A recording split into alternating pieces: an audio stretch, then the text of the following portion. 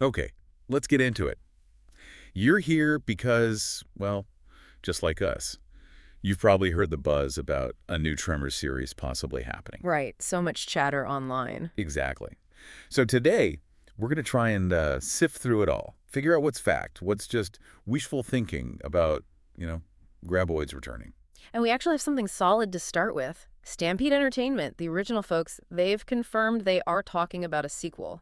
Back in perfection, potentially. But get this, they mentioned using exciting and outlandish ideas for new places the creatures could show up. Yeah, outlandish. Which makes you think maybe not just the desert this time. They seem keen to mix it up. And that leads to the really exciting part for fans. Kevin Bacon potentially coming back as Val McKee. Oh, absolutely. That's the big hook. You Is can right. imagine him, but like dealing with Graboids somewhere totally unexpected. That's a pretty cool idea. It really is. And Bacon's involvement, well, it would obviously bring a lot of attention, but also, connect it right back to that first movie everyone loves. Feels like they want to respect the original, but also maybe push it somewhere new. Precisely. Honor the legacy, explore new ground. Makes sense. Okay, but let's pump the brakes for a second. The Netflix rumor. Ah, We got to talk about that Graboid in the room. yes. That one's been everywhere. Yeah, and our source material is pretty clear here. There was some viral post, looked like it came from some dodgy Facebook account. Right. Not exactly a reliable source. Not at all. And bottom line, there is currently zero actual evidence pointing to a Tremors series on Netflix.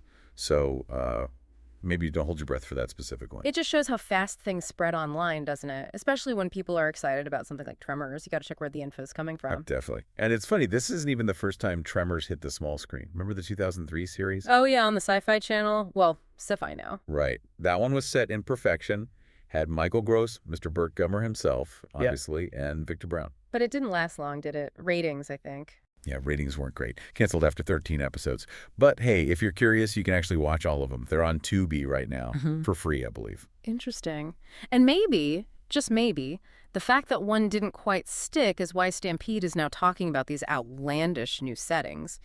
Perhaps staying only in perfection is tough for a series. Could be. Maybe they learned something from that first attempt. Keeps things fresh. Keeps the creatures evolving, so to speak. And speaking of the original, if you want a refresher, that first 1990 movie, still amazing. Classic. Kevin Bacon, Fred Ward, Finn Carter, Reba McEntire. Such a great cast.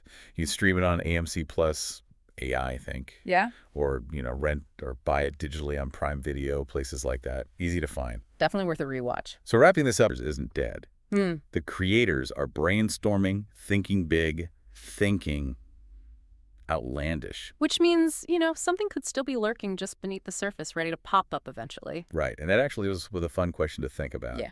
If they are going for outlandish settings, what would you want to see? Yeah, where could these things possibly go? Graboids in the Arctic tundra. Shriekers in a rainforest. What kind of crazy adaptations would they need? Makes you wonder, doesn't it?